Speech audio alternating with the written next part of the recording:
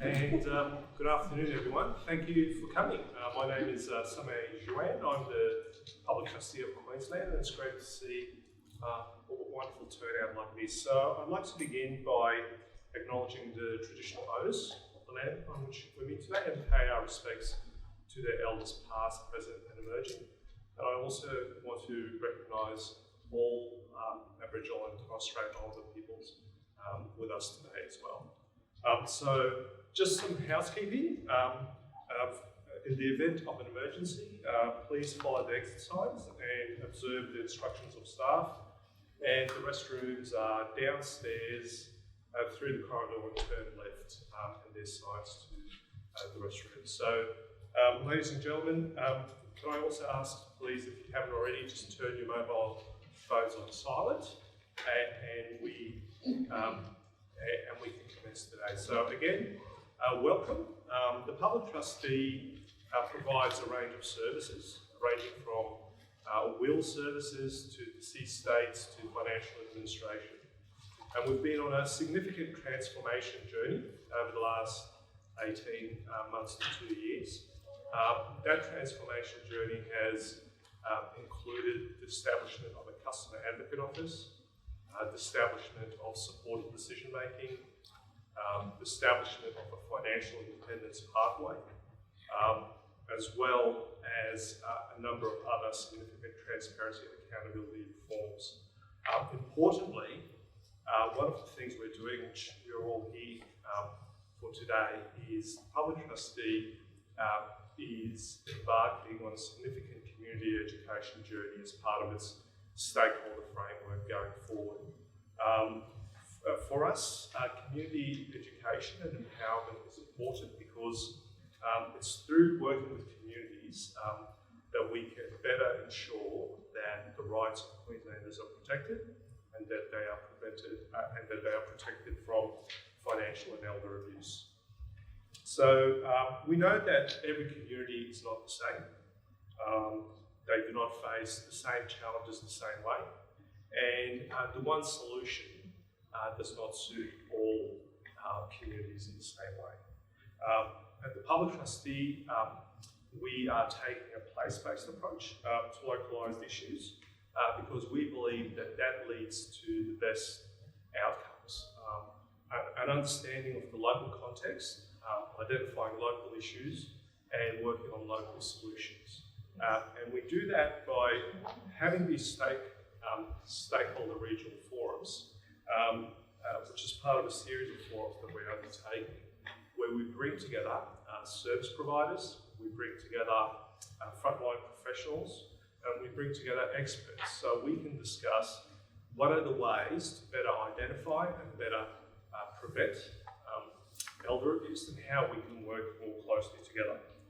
Now, these forums are intended to be an opportunity to work with all of you and to work with our experts and to talk to you about how we can better improve protection of Cairns local residents from elder abuse and financial abuse. And it's by collectively coming together that we ensure that we achieve the best outcomes. Some of you might be aware about the Elder Abuse Prevention Unit. Now that unit publishes an annual report where they provide data on calls to the Elder Abuse Hotline. Now that data indicates that for the Cairns region, in terms of all the calls about elder abuse, 77% of it involved close or intimate relationships. And 50% of the perpetrators lived with the elder person.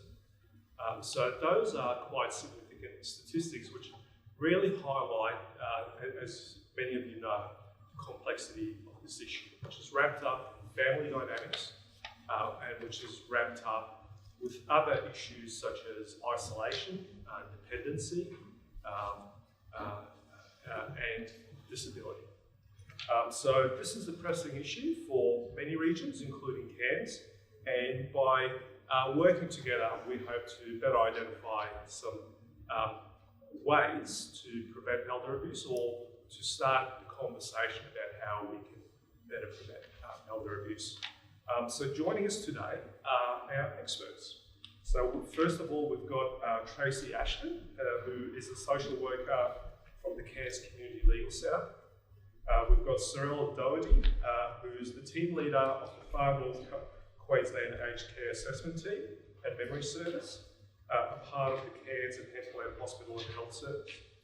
And we've got Leanne Jude, who is the Public Trustee Regional Director of the Cairns area.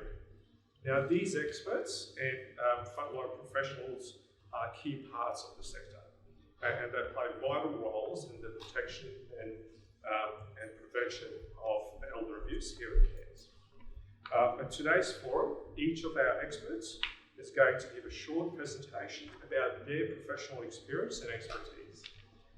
This will help us to explore different ways of seeing these issues as well as working together to address this important issue. So please feel free to ask questions, and we'll also have a segment at the end for questions, which we'd be very happy to answer. So our first presenter for today is Tracy Ashton. Tracy is a social worker and works, as I've said, at the Cairns Community Legal Centre. Early in her career, Tracy worked at McDonald's, which many of us share that history.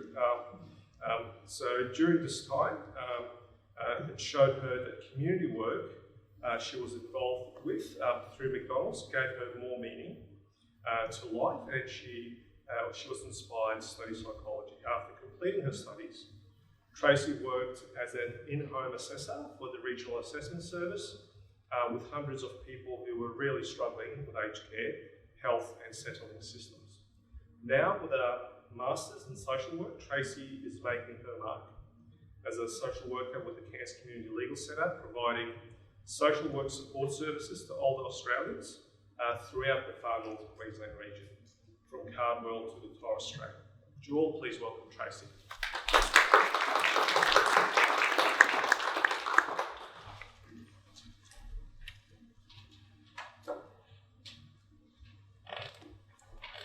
Thank you for the brilliant introduction. You never know how long to make it or how short to make it, that's for sure. So instead of ending with a thank you today, I might just start with a quick thank you to the Public Trustee for having the insight to hold an event of this nature on this topic. I mean, as you can see, all of you guys, you got that email invite and decided to reply, RSVP. You know, take time out of your busy days. I know most of you are extremely time poor. Managed to get a car park in Cairns City and got yourselves here. So I can't say thank you enough to the organisers, my fellow speakers and everybody who's in front of me today. So 10 minutes, I'm going to go have a bit of pace on today, okay everybody? So who are we? What do we do? And we're going to meet Jim. So, oh, you're going to do it for me. Thank you. Yes. Okay, fantastic. So about the Cairns Community Legal Centre, now we do a full presentation on all of the services of the centre that goes for about 35 to 40 minutes. But in a nutshell, we're a not-for-profit community organisation. We're funded by state and federal governments. We provide free legal services. That's what we're essentially there to do. And for people in the community who are experiencing some form of disadvantage. So our eligibility criteria, we say it's disadvantage, but it's some vulnerability. Something's happened in these people's lives. We're not means tested. You know, I've got clients who've got a whole heap of money in the bank.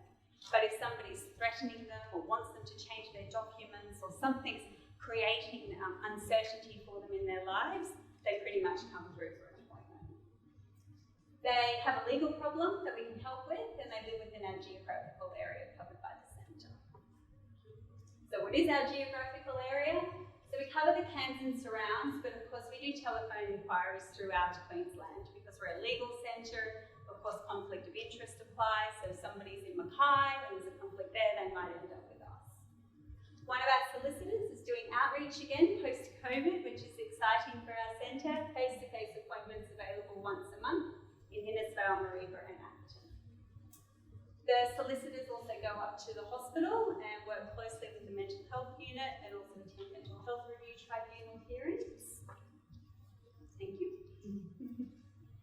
So what do we do? There's a lot going on at the centre on a day-to-day basis. I can't emphasise the diversity of people that come through, the types of matters that the solicitors can answer questions of is really quite remarkable. So we deal with credit and debt, insurance matters and other consumer complaints, lots of consumer law matters, you know, cars, warranties, washing machine, whatever it might be. Mental health law, discrimination and human rights work. So the solicitors give advice in that area, but they're also within that system attending conciliation hearings. So you're getting advice from somebody who follows through in those processes with people.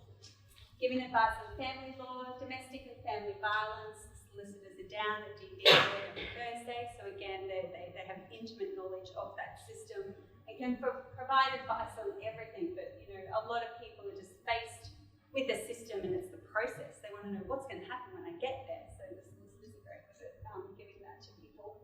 Elder abuse and exploitation, of course, that's the only specialist service that I'm going to go into today. Criminal law, traffic matters, and much, much more. So we can't do everything, and other people are funded to do things that we don't do. So we don't draft wills, powers of attorney, or advance health directive documents. We also don't work in native title, immigration, personal injury, commercial or corporate matters, and we typically don't represent clients in court. And again, there's another department that deals with those things better than us. And our administration and intake officers are brilliant at filtering people, making sure they're in the right place, giving them referrals if they're not in the right place. I can't speak highly enough of them and what they do.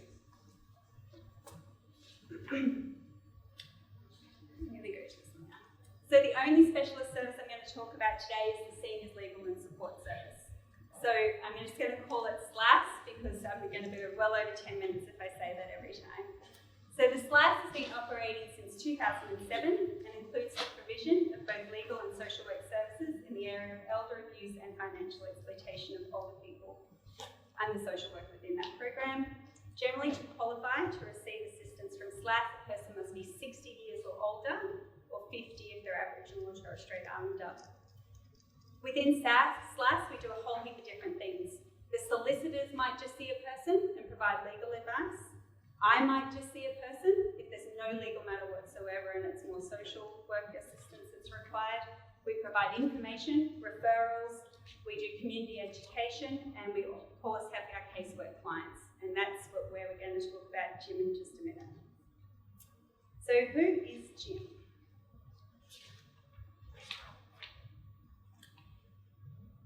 Jim is a mishmash, I suppose, of a typical client that we might see at the centre. So Jim presents to the Cairns Community Legal Centre. He speaks to our intake officers who quickly identify Jim as a Seniors Legal and Support Service client. He doesn't go through just to me or just to a solicitor. We know that there's a big picture of what's been going on and what has gone on for Jim. So Jim's booked with me first, just with the social worker. The reason that we do that is that we need to get some clarity as to what's happened. We need to find out what Jim is seeking, and we need to provide some initial support. And sometimes that's a little bit easier to do one-on-one than having a group of people sitting around in the first meeting. So Jim presents as an 89-year-old pensioner who's living with his son Tony. Tony is his enduring power of attorney, and that appointment, that document was signed many years ago. Tony is appointed for finances immediately within that document and for health and personal matters. So about a year ago or so, Jim has a fall. So he's within the Queensland health system. He hasn't spoken to Tony for quite some time. So they're not close, but that document exists. So the Queensland health workers, they're doing their job, they contact the EPOA on file. Jim's memory is not quite what it used to be, and while he's in hospital, he is given a diagnosis of some early stages of dementia. So during that hospital admission, Tony comes. Tony's extremely supportive. He starts speaking with hospital staff. He starts buying items for Jim. He takes on the role of the household bills and bits and pieces. So he's there and he's supportive, and everything is going along completely fine. It comes time for Jim to discharge from hospital, and the hospital's like, you know what, Jim, you're going to need a little bit of help when you get home. You're not going to be able to go home by yourself. They start talking about respite, perhaps, all of the things that make up discharge planning in a hospital environment. And Jim's like, well, I'm not too keen on that. So Tony puts up his hand and says, you know what, I'll move in with you. We'll make this work between us. Something's normally happened for Jim, like his lease was up or something like that. So Tony moves in. So now we've got a carers relationship happening. We've got an enduring power of attorney that's somewhat in effect from the hospital. There's a whole heap of different areas when we talk about substitute decision-making appointments that now Tony gets himself on. So Tony's not just the enduring power of attorney. He becomes a nominee with Centrelink. He becomes registered with, nominated with the bank. He becomes an authorised representative with My Aged Care. In speaking with Centrelink, they'll probably start talking about things like carers payments, carers allowance, and all of those things start flowing as well. Jim had some in-home services before hospital. They get cancelled because Tony's like, we don't need them anymore. I'm going to look after you. So everything goes along all right, but then after a few months, things start to fall apart somewhat. Jim's got some suspicions of Tony, thinks perhaps that some of the money's going missing along the line, perhaps he's spending some of his money on himself. He finds an unpaid bill, and that's, so for Jim, some alarm bells are starting to go off about this situation that he's got himself into. He asks him about the bill. Don't worry about it, it's all fine, I'm taking care of everything. As this relationship starts to fall apart, the support that's provided also starts to drift away. So now we've got an older person, as you mentioned, who's isolated, they're at home, the support services have been cancelled, the person that was doing everything for them is starting to show some reluctance, they're not too interested in keeping on doing everything anymore. Then Tony starts getting what we would say verbally abusive. You can't do this, you can't do that, I can't care for you. All of these things start getting thrown at Jim. So then Tony decides, I'm going to request an APIC assessment and see if we can get you some approvals put through for you to move into a nursing home. So we see it all of the time, that the APIC assessment might be informed with Jim's aggressive, Jim can't pay his bills, all of that sort of thing. And we're going to hear a little bit later about some of these alarm bells that are heard by APAT teams. As soon as that happens, it's time for Jim. At every client that we see, there's some point in time where they go, right, that's enough, I'm going to actually do something about it. And we would say that's when intervention starts. It's when they reach out to somebody, tell somebody what's happening, and somebody can assist that person. So of course, like I said before, he comes, he has all these appointments and all of that sort of thing. So Jim tells his neighbour about what's happening. Jim's got a cousin that he's been close to over the years, but he's too ashamed. He doesn't want to involve the family at this point in time. The neighbour knows of our service. It's amazing how many people around Cairns have got our fridge on our magnet on their fridge. He goes, maybe you should try giving these people a call. So Jim makes an appointment, sees me first, and with a multidisciplinary approach, we start looking at what are the social needs, what are the economic needs, what are the legal concerns. We have that initial appointment, and with every client, I've never had a client that has all of the information that we need. So we start gathering information. For somebody like Jim, we want a copy of the enduring power of attorney document, we want to make sure that it's valid, we want to make sure that it's filled out correctly, we want to make sure what the appointment was, all of that sort of thing. If the APAC assessment went ahead, we want a copy of the APAC assessment. We want the bank statements. We need to start gathering a picture of everything that's happened, and we need it in black and white. Through that process, unfortunately, it's determined that Jim doesn't have capacity to instruct a solicitor. So there's two pathways for most of our clients. If they've got capacity, they can revoke their enduring power of attorney, and we go down one pathway. For somebody like Jim, and for the purposes of a hypothetical case study to you today, we start talking to Jim about the processes of the Queensland Civil and Administrative Tribunal and the appointments of guardians and administrators. Jim's on board with the idea. This thing, you've got to remember, through all of these appointments, all of this time, everything just takes so long. Things are getting worse at home. He's getting to breaking point at this time. So we start saying, who are you going to appoint? Well, who would you like to apply for you, because you can't apply for yourself in this situation. So we have conversations about who the public trustee are. Maybe you want to see if we can get it. You might want to get the public guardian appointed. Then Jim starts mentioning his cousin, how they were really close, they just sort of fell away over the years, so we make contact with him. He's quite happy to get involved, and of course, we're always sceptical of family members, but if it's what our client wants, capacity or not, we always keep his views and wishes at the centre of everything that we do. So we support the cousin to go to the Queensland Civil and Administrative Tribunal and apply for guardianship and administration. For guardianship and administration. I reckon we can go to the next one. How am I going to time? All good. Fantastic.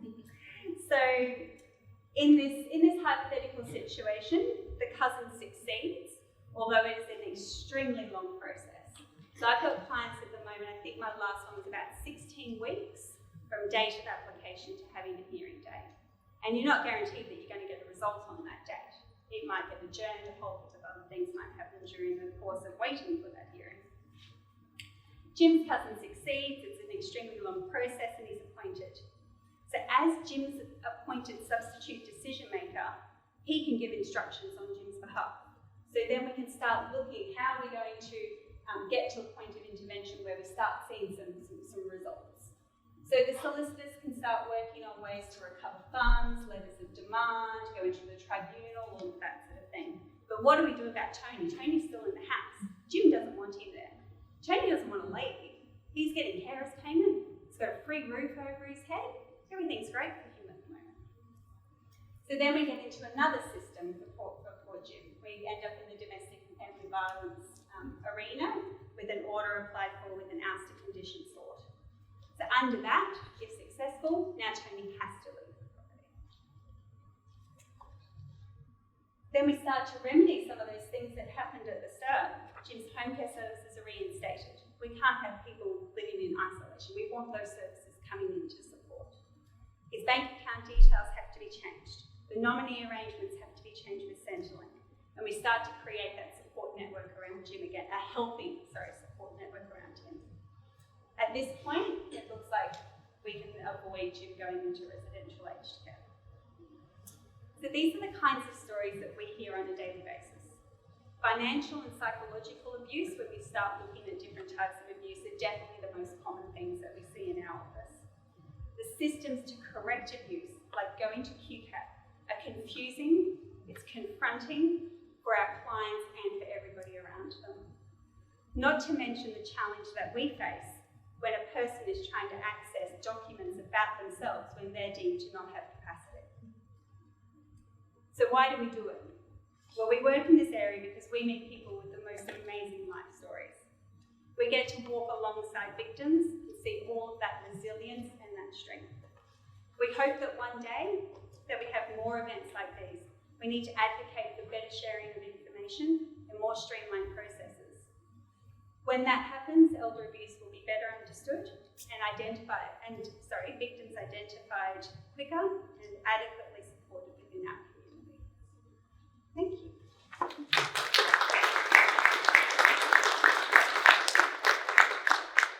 Importance of all of us and community members being connected with our senior citizens, because we can't always rely on Jim himself to raise the issue. It's up to us to be aware. So thank you very much, Tracy. Our next presenter is Sorrel Doherty. Sorrel is an occupational therapist with more than 15 years experience working in both clinical and management roles within the community, aged and disability care sector.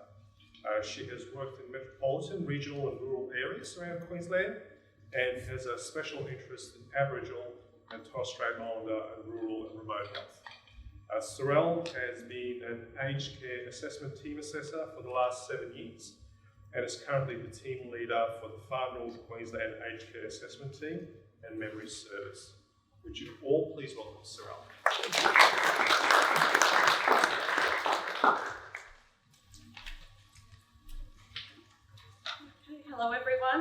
Thank you very much for having me and for inviting me to present. I was saying to everyone how nice it is to be in a room with human beings rather than connecting with everyone virtually. So today I wanted to talk a bit. I wasn't too sure about what everyone's knowledge level of ACAT was and what we did, so I wanted to do a bit of a spiel about what ACAT does, and also give people a bit of an idea about how the aged care system is set up, and then also talk about what I guess ACAT does in the space of elder abuse around identifying people at risk of elder abuse and then supporting people to access assistance and support. So, next one. What is ACAT? I've done this presentation before and I've had a number of people not laugh at that slide. Thank you. All right, so what do we do? So the aged care assessment team is employed under Queensland Health, but funded by the Commonwealth Government. We're a clinical team, so we're comprised of nursing, occupational therapy, social work, physiotherapy, and we can also have psychologists work as assessors. And we complete comprehensive assessments for older people, and we can support people either to live successfully and safely at home with support or to access residential aged care if that's what they're wanting. Basically our process is we meet with clients and we complete a very comprehensive assessment where we look at their current situation, we find out about their healthcare needs and their well-being and their ability to manage day-to-day tasks. Also very important is we provide what we call a client-centred service, so we're very much focused on the individual's needs and wishes regarding their current and future care. And we give approvals for certain government-funded aged care services under the Aged Care Act. We also have a role in connecting people with services outside of the aged care system. So obviously working within Queensland Health, we have a lot of referral points for Queensland Health services, private services, and I think also legal services and a lot of the other people who I see here today. And a big part of our role is to provide information and education around what options are available to people and what they can access. So not all older people need an ACAT, and I can't emphasise this enough. The number of referrals we get because someone's mother is, they're 80 and they're getting older and they need an ACAT assessment where a lot of people, I think those of us who work in especially the healthcare space, forget that there are a lot of older people who are quite independent and able and managing very well, and age isn't an indicator of a person's needs or a person's function. So who can get an assessment? So for us, under the Aged Care Act, there isn't actually an age specification for aged care services, but we do assess people who are over 65 years of age or 50 for Aboriginal and Torres Strait Islander people. Referrals to ACAT are generally for people with more complex care needs rather than basic care needs. Particularly in relation to residential care and respite, we assess people who are looking at accessing that type of care within the next 12 months. So we do get people who are planning it 10 years down the track. We don't assess those people, it's if you've got an immediate plan to access care. And for home services, we assess people who need a coordinated approach to home services rather than one-off individual supports. I'll just bring up the next slide as a nice visual indicator of how the system works. So basically we sit under My Aged Care. There's 2 assessment agencies under My Aged Care. Like Tracy mentioned the Regional Assessment Service, or in Tracy's bio, and then ACAT. And we have distinct roles around approving for different services. So I'll I'll just very quickly go through this. My Aged Care is the umbrella organisation under the Commonwealth Government. All requests for aged care services go through My Aged Care, and it's comprised of a contact centre and a website. So people can refer either by calling or by doing an online referral form. As I mentioned, there's 2 different assessment services. The Regional Assessment Service assesses people for Commonwealth Home Support Program services, which is the entry-level supports for people living at home. So it's small amounts for single service, short-term higher intensity services, and as I said, this is for people who need a small amount of support.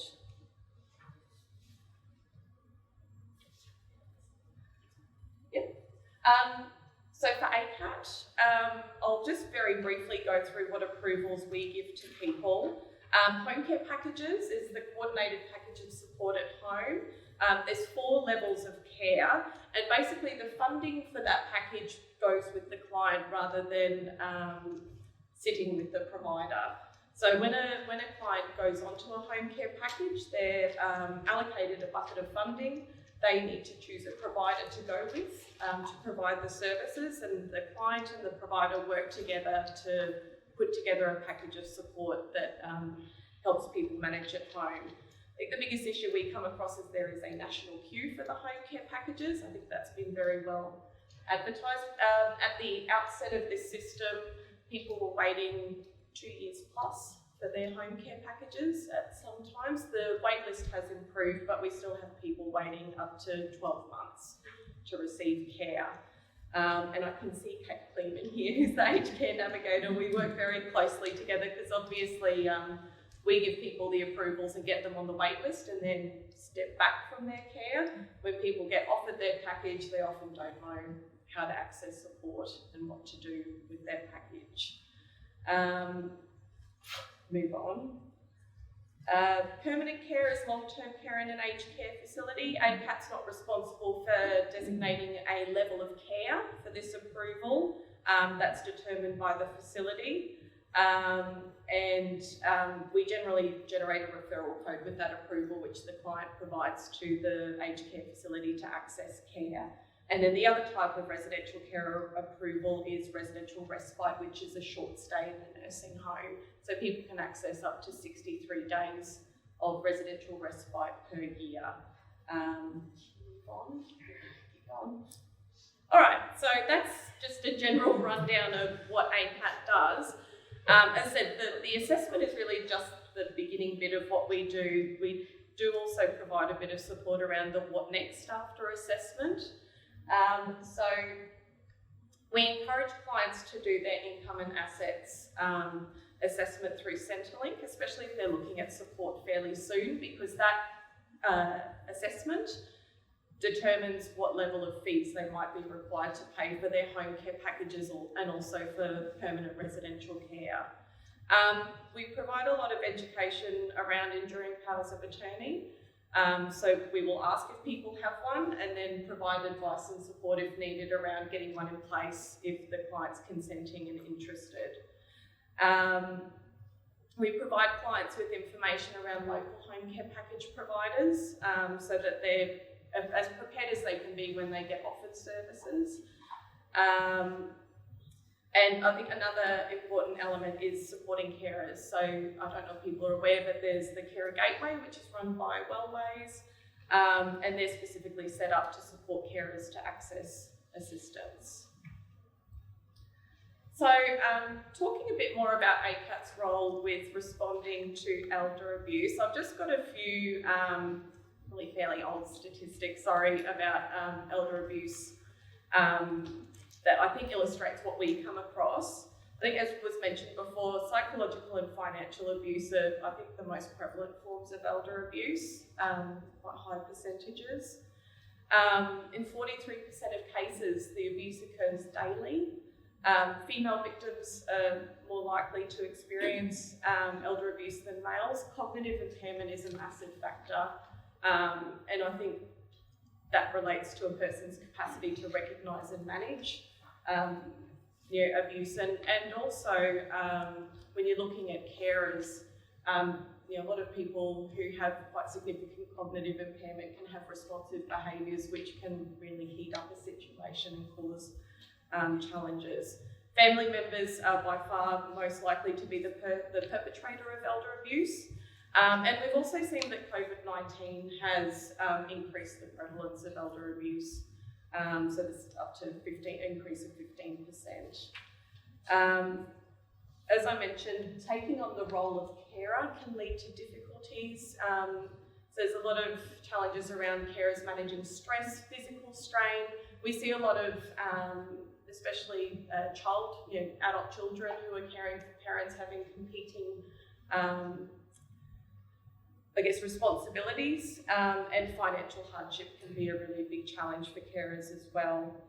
So I guess the data shows that in significant proportion of reported cases, carer strain is an issue. There can be, as Tracy's example gave, financial motivations to becoming a carer, and a lot of carers have a lack in caregiving experience. So, our process with managing concerns around elder abuse, we often identify concerns on receiving a referral. So we do sometimes get phone calls from neighbours and friends expressing concerns about a client's situation, or the referral will identify concerns. Where we have an intake team that manage our referrals, so if it's flagged, they're escalated to me as the team leader. We have social workers with extensive experience on our team, so we will often get our social workers to do the assessment and manage the case. We do a risk assessment prior to any home visits and assessments, and we'll arrange a joint visit if we've got safety concerns. We've also got a recent example, can offer phone or clinic assessments if it's not safe to go to the home.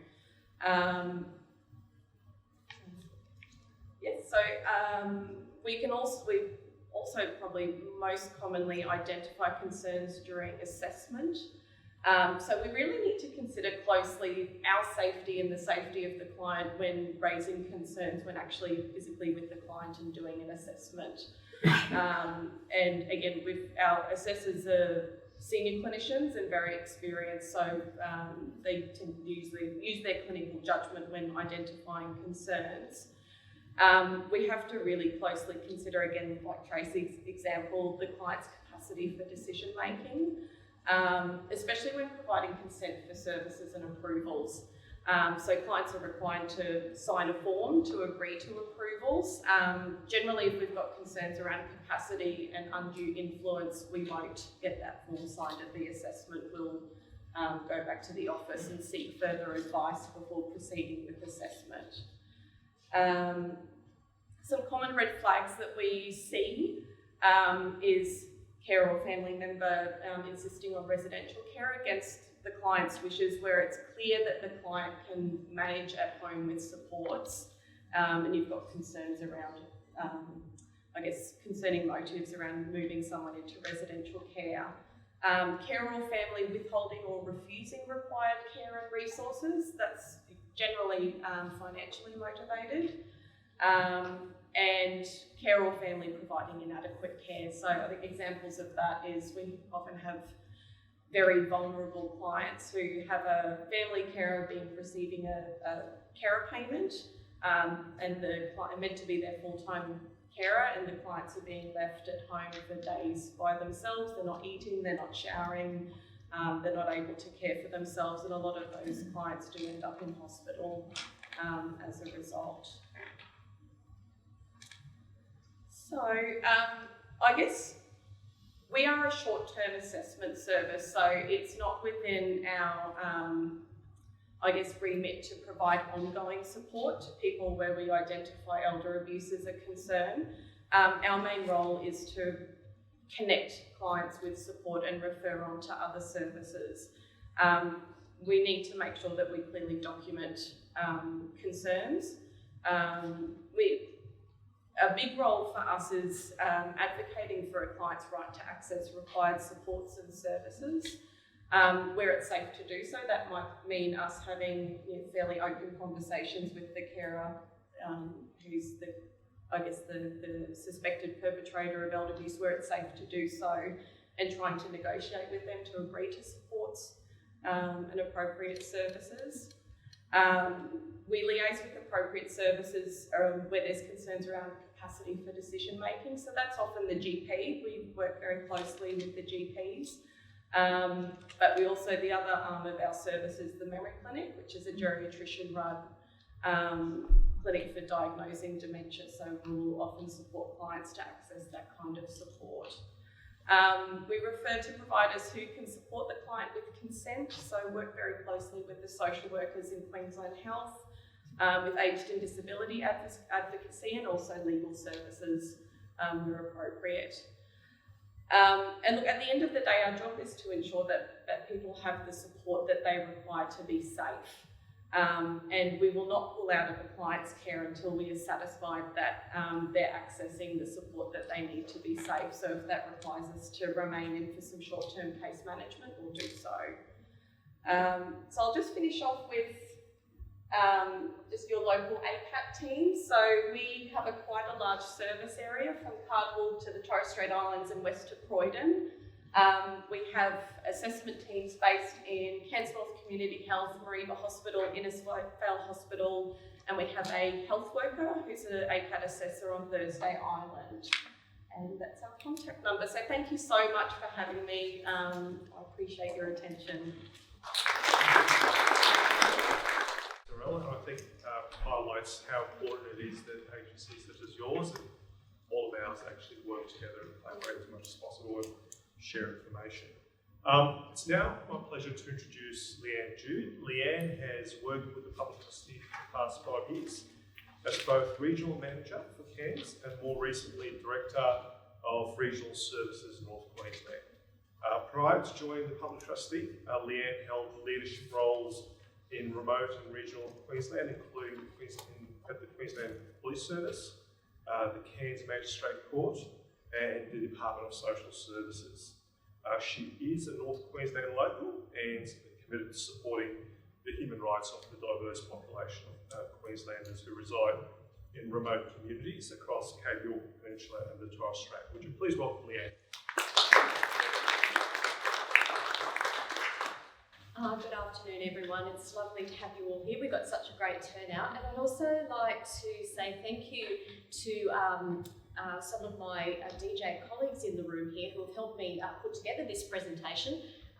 We've got a wealth of knowledge and expertise in the room, particularly the Office of Fair Trading, because today I'm going to talk about elder abuse with a slightly different and contemporary slant, I guess. During these times, I'm sure you're all aware, COVID times, we're spending more and more time online. So whilst my colleagues at the table have been talking about the stuff that we see that goes on in a physical and psychological sense, there's a bunch of stuff that happens behind the scenes online. So we are more vulnerable than ever, and in this part of the world, and Terry, correct me if I'm wrong, we're more vulnerable than most because we spend a lot more time online in far north Queensland because of our remoteness and because we like to shop online, or at least I do. But there's a lot of ways people can actually access our data and our information, and also that makes us even more vulnerable if you're a person who is unfamiliar with the tech or is unable to I suppose diagnose what's happening to you when somebody's starting to steal money from you in a virtual sense. Well, it's real to your bank account, but you may not know what's happening. So, has anyone here in the room actually been scammed? Put your hand up. I have. Yeah. So a scam is when somebody actually gains your confidence to steal money from you. But there's other ways they can get your money. Of course, credit card skimming and a whole bunch of other things that can happen. Phone calls are a popular way. Links that turn up in a text message that are tempting to click because you might think you've got a parcel turning up and you really don't. So before I head down that path, there's some very, very important numbers here on the screen. And later on, there's some booklets that you'll be able to access that Office of Fair Trading provided as well that will actually assist you to identify what might be happening to you or somebody close to you, and then allow you to make contact with the appropriate authorities. Okay, so, thank you. What is elder abuse? So we've talked a lot about financial, emotional, neglect and physical abuse. But I guess unlike domestic violence, we don't actually talk about elder abuse very much. There's many other types of physical violence that we talk about. And I think that adds to the stigma of the fact that many victims are of cyber abuse or cyber scams who are vulnerable, won't want to talk about it because they're embarrassed. There is definitely a stigma attached to it.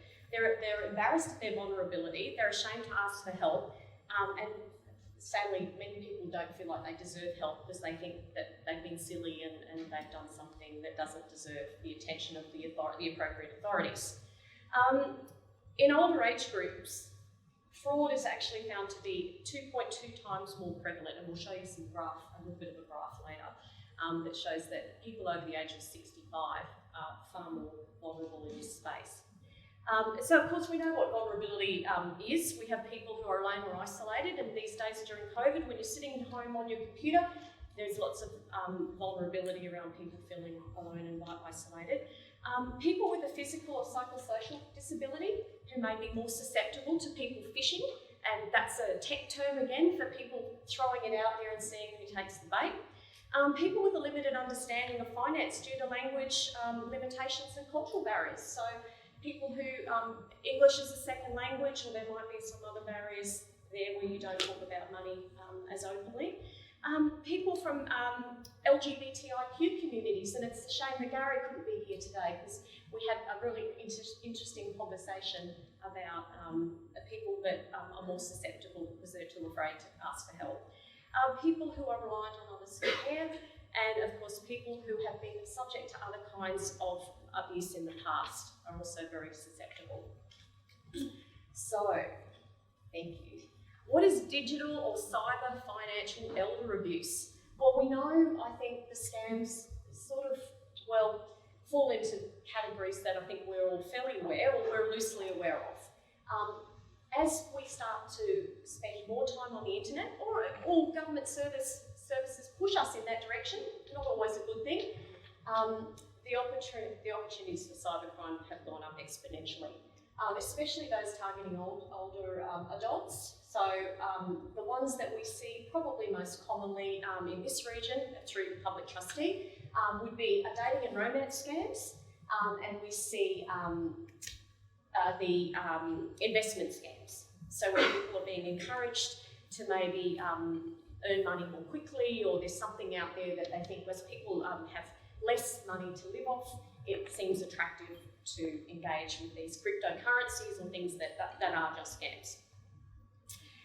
So why are the fraudsters and scammers so effective? Well, they play on our emotions. They look at our fears, our loneliness, our desires, and they sometimes will actively act compassionately towards somebody to actually get them to engage into making a decision or handing over money that you might not ordinarily do.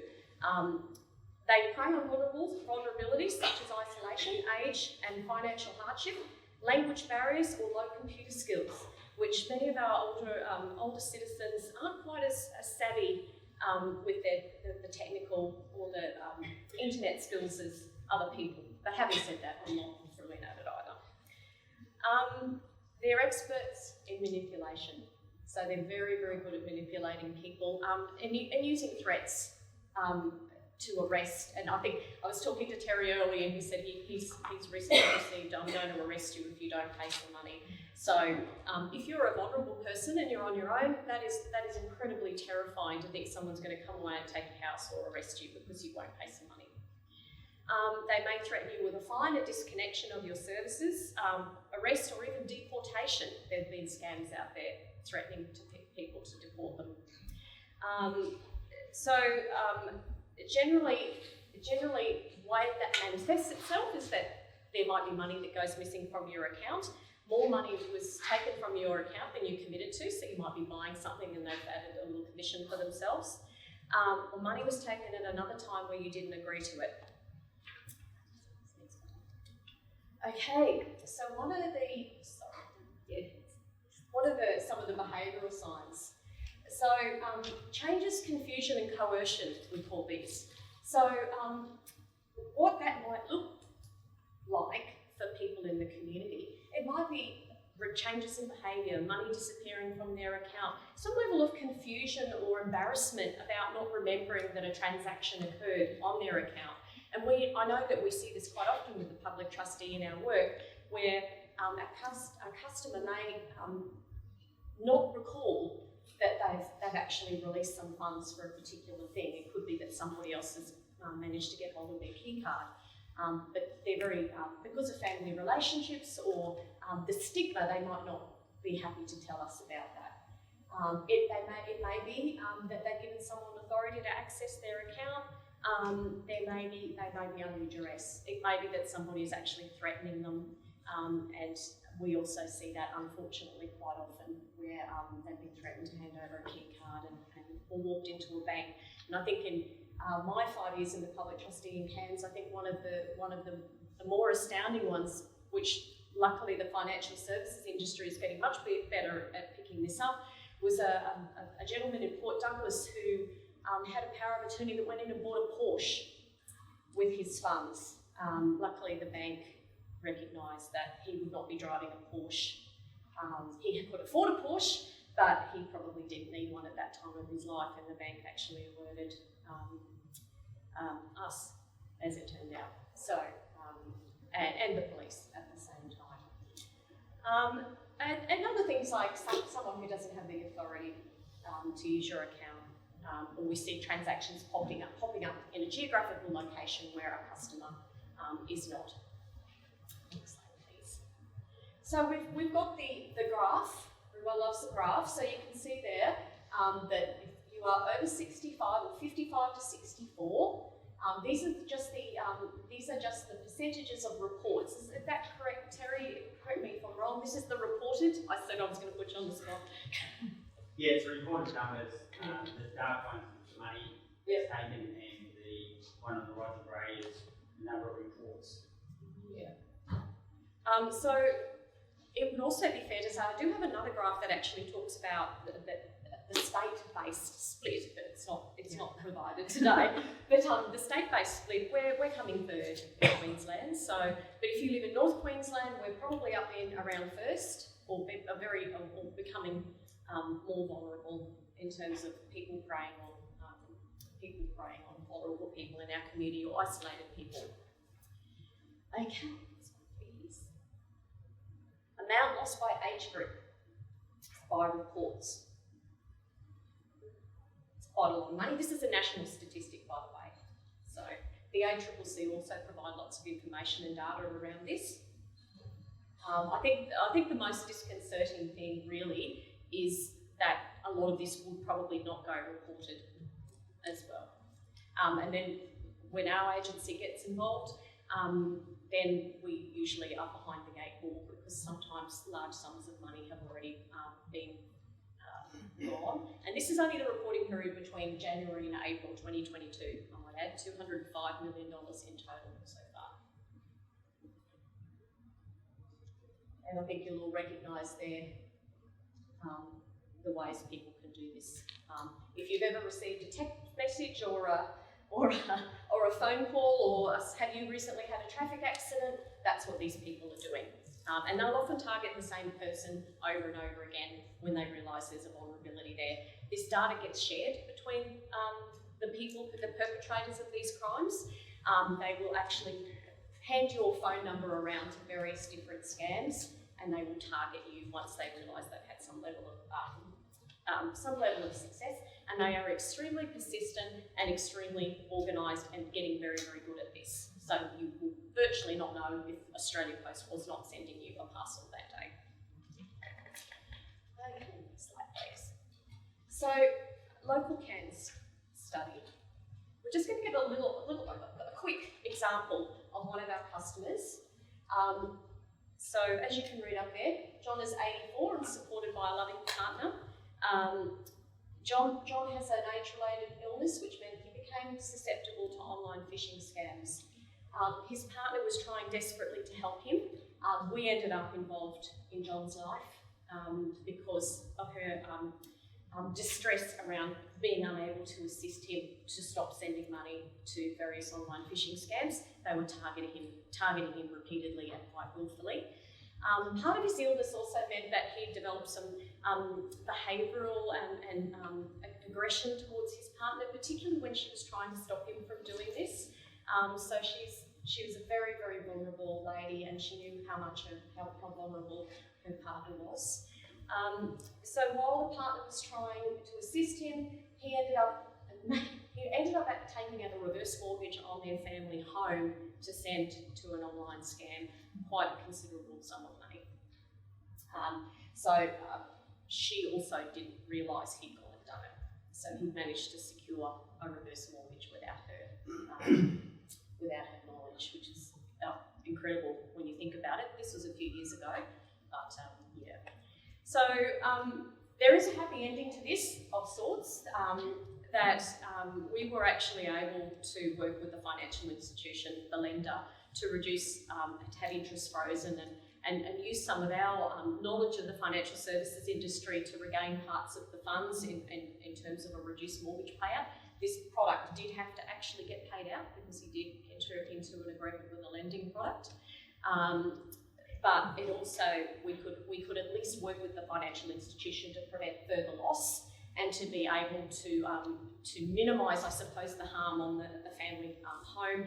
And then we worked with his partner, who fortunately was in a position to draw on her super to be able to pay this financial services product out. But as you can imagine, in our world, not only do we have the emotions and the distress of the family having to deal with this, these people were still targeting him at the same time. So his level of anxiety and upset towards his partner every time he had the compulsion to do this was very, very real. So we worked with his partner very closely to resolve as best we could this situation, and also diffuse the situation, because then I suppose we became the person that he could be frustrated with rather than his partner. So that's often the role of the public trustee when we get involved in these things, is to allow the partner, him and his partner, to have a good relationship while we resolved the other aspect, the complex aspect of that situation. It is very uncommon for a partner to be involved. That's one of the very rare cases, and we have lots of smaller incidences of this. This is quite a large one. But it did allow us, partners and carers, to have good relations, maintain the family unit without,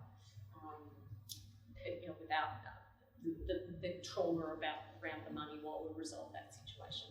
And our wonderful solicitors in Brisbane also assisted with negotiations with the bank to provide a better payout figure than the actual original loan. So tips and tricks. Well, I think we all know that having a will and enduring power of attorney about health directives is a useful thing, and I noticed my former colleagues from the JP branch are in here as well, to be able to, and the JPs in the room know how important these products are. Getting independent legal advice as well about will, EPO, but also banking products, and so you understand what it is that you're signing up for, because some of these banking products, like cryptocurrency, we know, I think on the Radio National this morning, they were talking about the instances of cryptocurrency, or people experiencing large losses and reporting that to Office of Fair Trading or the authorities, but there's not a lot they can do. Seeking support and being vigilant. We're very, very lucky that some of our big banks are becoming much more vigilant about this, hence the banking institution, the financial institution in Port Douglas that realised their private banking manager realised that the gentleman did not need a Porsche. Well, probably did not ask for a Porsche. So that is somewhat of a relief. We've got a ways to go with other financial services partners, but they're getting much better at communicating with us as well. Detailed directions, what sorts of decisions, what are your preferred living arrangements. Choose people who can be trusted, whom you know, or of course, You've got legal practitioners or other people who can actually help you, accountants. There's all sorts of options if you can't find somebody who is independent or you feel a bit unsafe, or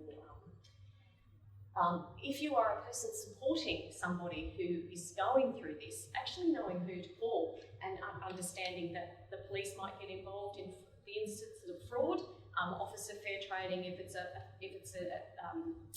Terry, what's the consumer concern, because some of these scams do happen through consumer products.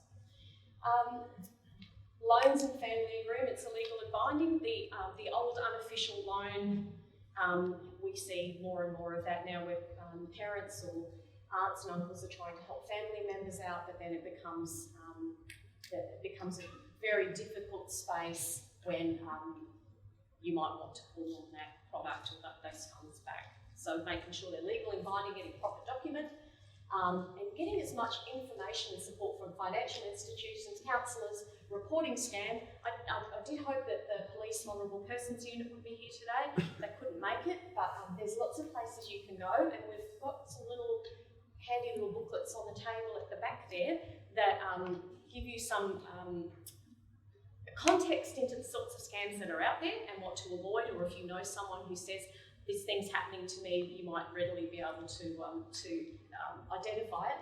They're becoming sneakier and sneakier. That's what we're here to do at the Australian Human Rights Commission. So I think that's fairly self-explanatory.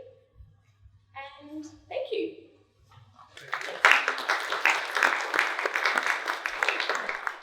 Leanne, I think it highlights that financial abuse or elder abuse can be impersonal as well, and devastating in its impact. So that's our speakers. So we'll now have some time for questions. And if you do have any questions of our panel members, please raise your hand, and we will get you to ask the questions. And as well, if we can't give the answer, we'll find that answer for you and make sure we support you with the information. So, do we have any questions to the panel members? Yes? Contact details for the Community Legal Service. I didn't see any. Just come and see me at the end. I've got some brochures and bits and pieces. I've always got them. Right. Thank you. Suit yourself? Yeah, how did the public trustee get involved initially in that scenario that you raised? It was actually his partner. She went to the Queensland Civil and Administrative Tribunal, I believe, because she needed someone to help her with his circumstances. So I haven't had personal experience with QCAP, but I know that it does take a long time. It can, yeah. So I'm not sure on the time frame that it took. There are sometimes in the past that there was some urgency around circumstances. Sometimes those hearings can happen on the papers and quite quickly. Kirrily might be able to also provide some insight. She's the regional manager of Cairns, the public trustee. Yeah. It is a fact that it does take a long time for applications to go through QCAS, Queensland Civil Administrative Tribunal. However, they do have an interim order process. So if there is a situation where someone has something really urgent and there's an additional document that is done which evidences the need for urgency, and an appointment can be made for a short period of up to 3 months, that is in place so things can start, and then there's an actual hearing happens within that 3 months. So if you do get involved in a matter where there is a sense of a need for urgency, always make the application. If they get it and they read it and they assess it and talk to people and go, actually, the things that are in place right now are holding things, they may not give the interim order. It might be dismissed and then just wait until a hearing comes. But in the situation where someone's funds are at severe risk, or it may not be funds, because they also look at the matters of people's personal situations. If it's an actual need for urgent decisions, sometimes they will make that decision straight away, get the documents out so that some things can start to happen. So, okay, thanks. Secretary.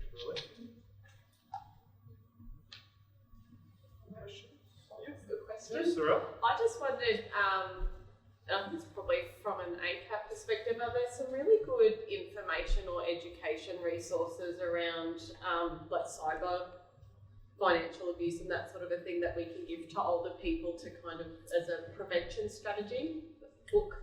This little book is excellent. Yeah. Actually, we have to thank the ACCC for this little booklet. But there's also, I think, Terry, can people ring up and have a chat? Yep. They can? Yeah, they can ring our office and speak about matters. We deal a lot in matters that look like criminal activities, but they're actually in trade and commerce. So consumer legislation is all about businesses being trade and commerce, and we get a lot of complaints where the elderly have been cornered or door knocked, and things go wrong straight away from there. Some of my itinerants, they tend to all be English or Irish accents that are going around at the moment, and they all door knock elderly people and takes thousands and thousands of dollars for paintwork or cleaning that they don't need. So we try to chase those down. They're pretty hard. So once they get identified, they run out of the country pretty quick and they get replaced by another person who does exactly the same thing. So they are out there. Yes. Obviously, $30 million is a really good incentive, but we never see, I don't seem to hear of any scams being shut down or they're catching up with these many people. The scams just keep getting bigger and continuous, but we don't, obviously, is the government looking at that? I think there was an interesting conversation we had earlier about particularly web-based scams, cyber scams being shut down.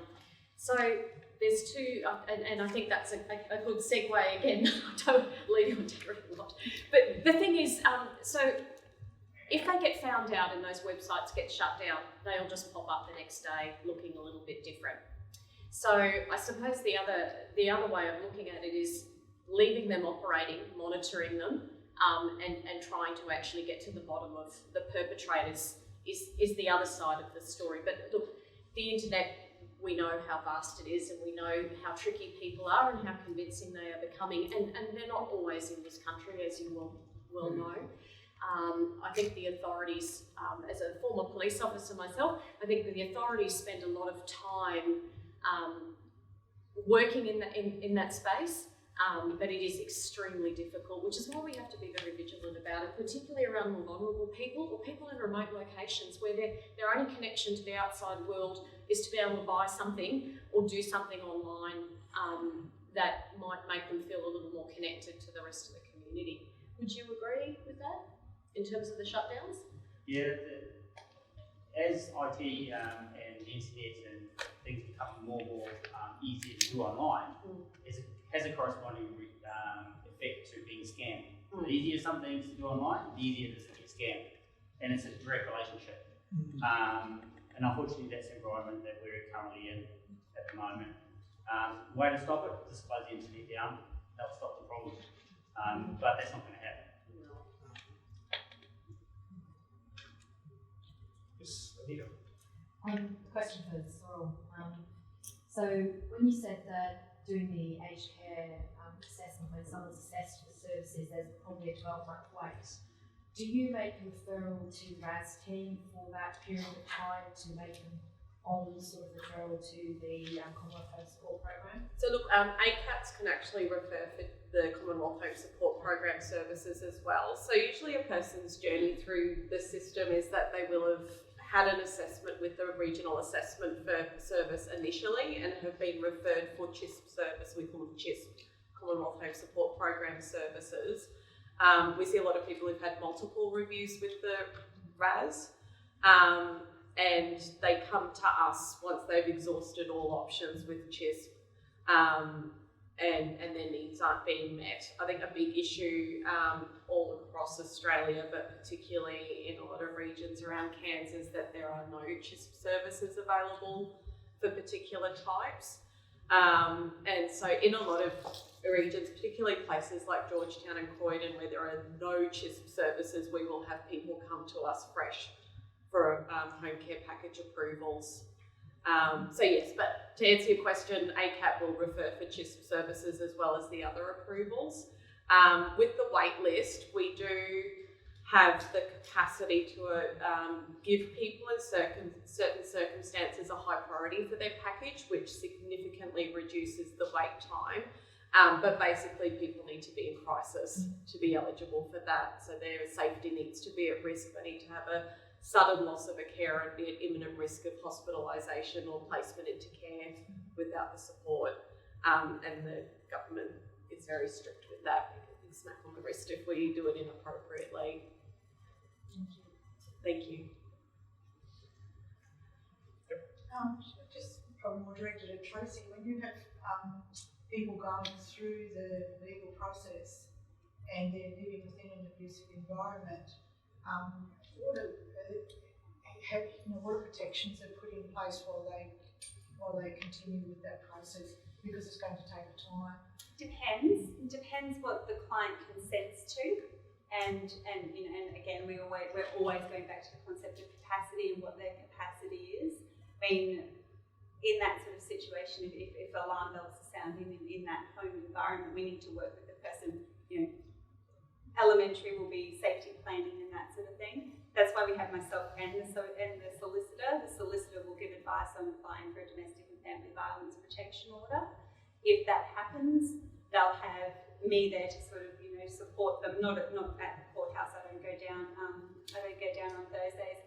If they're already a client of our centre, there's we always try to facilitate for the duty lawyer on that day to be there for that person as well. But again, there's no easy answer to that question. How hard is it to front up to court with your perpetrator and everybody goes in there together and then everybody goes home together? But that's what happens to these people. And at least then it's the only valid legal pathway for somebody. For then at least if they do breach that order, then it becomes a criminal matter. So then we can get police involved. So, but we have family members or clients, who will not consent to that. That is not something that they're going to do. So we're always continually working with people to determine what they want, see what they'll consent to, provide as many options as we possibly can, and support them as much as we can. We've had some clients who have moved out and moved to family, friends, neighbours, all of these sorts of things, because the processes do take a long time. We apply for interim order applications for people, and it has to be like, similar to yourself, the risk that has to be present. We've had situations where we think we're going to get one and we don't. So there are options to apply for those quicker mechanisms, but if they're not awarded, if we can't get those things, then we have to move to the next level and the next level and the next level. And really it's about psychoeducation, just educating that person to keep themselves as safe as possible in that environment. And sometimes like the domestic and family violence services, it's here today from there, but they do a brilliant job as well. Sometimes we refer to them because I'm only one person within a legal centre. If I can't provide that counselling support that person needs to get through what they're going through, sometimes I'll get somebody more experienced in that respect. Sometimes if there's no home support services in place, we try to get them in place. Let's just get somebody coming into the home on a regular occasion so that there's some breakup of that environment for that person. So we look at all of those things, provide as much advice, information and support and options as we possibly can. And if it's legal, the solicitor does their job, and if it's more social, I try to do my job as well. Thank you. Thank you for the question. I've got a question for the panel. Ageism, it says it's an attitude that contributes to elder abuse. How does Cairns deal with that issue? Is there anything positive that it does in terms of, I suppose, countering that attitude in the community, or could it do certain things to counter that attitude in the community? Who wants to take that one? Well, we can all do it. I would start with things like Tablelands Regional Council, for example. We were doing some work with them. We're doing an age-friendly project that's with Council of the Ageing, who Kate is also funded with here today. So they did a big, long process, lots of community consultation. What is it that makes us an ageist society, and how are we going to better support people to not be isolated, to interact with their communities? They spoke with older people, then they invited the stakeholders. So there's big projects, there's big funding going into that area.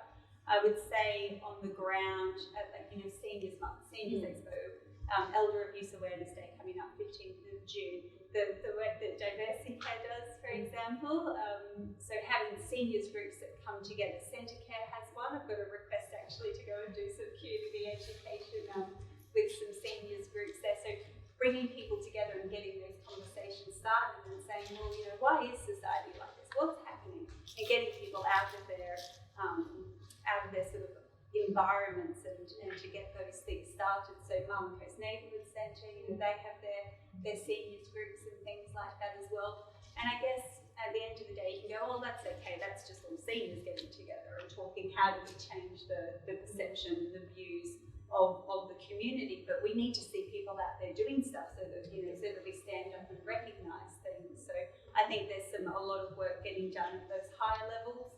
I think there's some work getting done within our, from service provider point of view, and then the groups that actually, that are facilitating activities and that sort of thing are extremely important. Community education, so having organisations that go out and talk to groups of people, about breaking down stigma and all of that sort of thing is extremely important as well.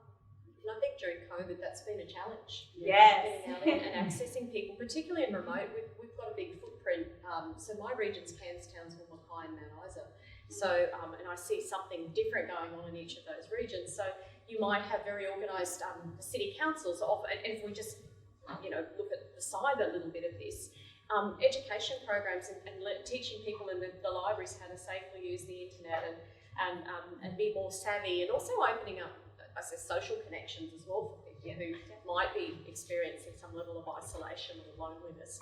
I think transportation definitely needs to be something of a focus, because in Cairns the Cairns and hinterland and Cape, it's actually very difficult and very cost prohibitive for people to connect if they wish to come out of those very remote places. So I think there's some opportunities there to look at getting people more connected, but just being able to access affordable transportation. I know around Cairns it's not too bad. They're often very, some buses often very good with seniors, but it's still not that easy to access if people don't have some transportation, and if you're vulnerable or you have a disability, it becomes even more difficult. You're relying on service providers. So I think there's some opportunities there.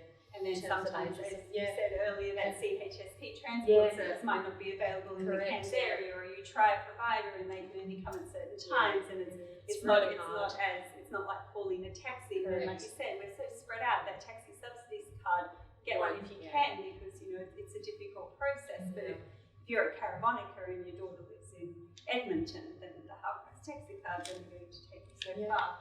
And I would add to that the availability for transport for residents of residential aged care is another thing that really needs to be looked at as well.